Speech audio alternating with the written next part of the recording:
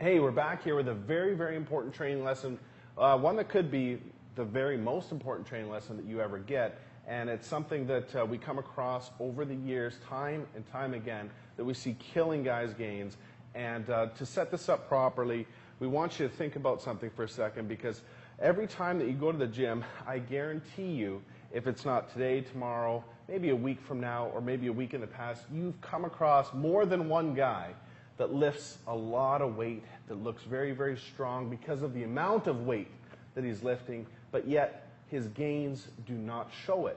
His gains are not indicative of the amount of weight that he's lifting. There might be a very, very different looking guy that has a lot more muscle on him, standing right beside him, that's lifting a lot less weight.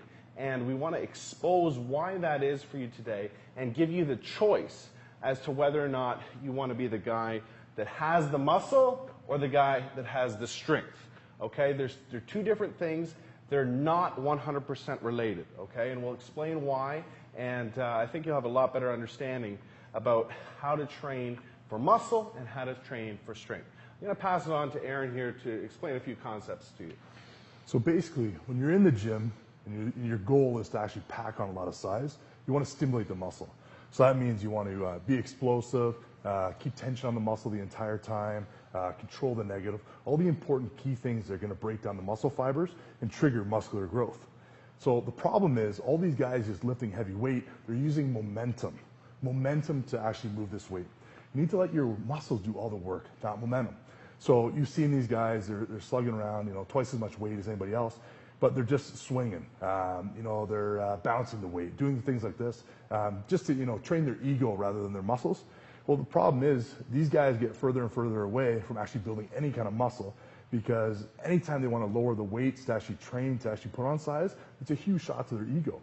So the thing is to start off now. And if your goal is to pack on size, take a step back and watch out for any of the key indicators that are going to show that you're training with momentum rather than using your muscles.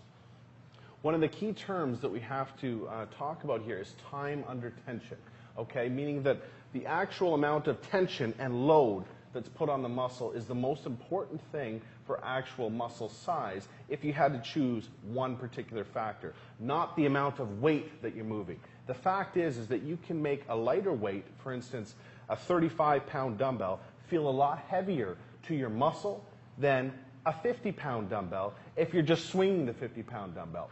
Your muscle doesn't know the number that's on the dumbbell. Your muscle only knows the stress that it's under. So there are a lot of tips that we can go over with you here that is going to help you choose the correct weight and help you understand that you're working the muscle properly to trigger growth. Okay? Just as Kyle said, you want to make sure that your first indication is that you're engaging the muscle first to make sure it's firing properly, and that the main focus is all on that muscle. So in regards to what muscle you're doing, make sure that's the one that's the focus and you're engaging it first. Second indication is making sure that you can control the negative. If you can't control the weight on the way down, it's too heavy. Basically you're using momentum to control the weight instead of your muscles. So you always want to make sure that you can control the negative. One great tip that I usually give to all my clients is making sure that during the negative, they'll do a 1 or 2 second count. That's to ensure that they're using their muscles to control the weight the entire time. So the third indication that you're working the targeted muscle group properly and that you've engaged it from the start, that you've chosen the right weight, is after your set, you need to evaluate the all-revered muscle pump, okay? You need to understand that the muscle pump, okay, is an indication that adequate and sufficient blood flow has entered that working muscle to help trigger growth. If at the end of, for instance, a working set of bicep curls like we have here, or triceps, if you're doing arms or whatever, and you're done your set and you don't feel that muscle engorged with blood, and you don't feel skin stretching as you're moving your actual arms up and down, you know you haven't engaged. I don't care if you have 2 plates of 45 on either end.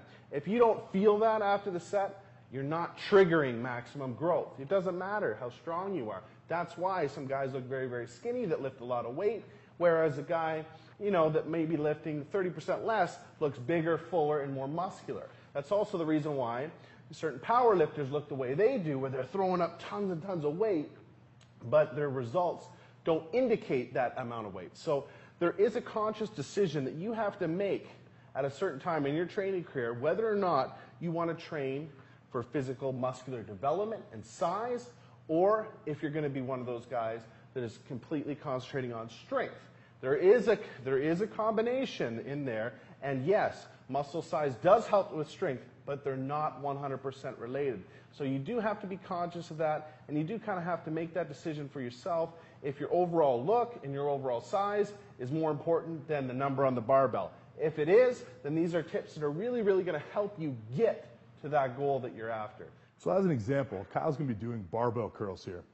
Now, his goal here is to put on size, so he's going to be choosing a weight that's going to put the maximal load and force those muscles to grow with appropriate stimulation on the muscle.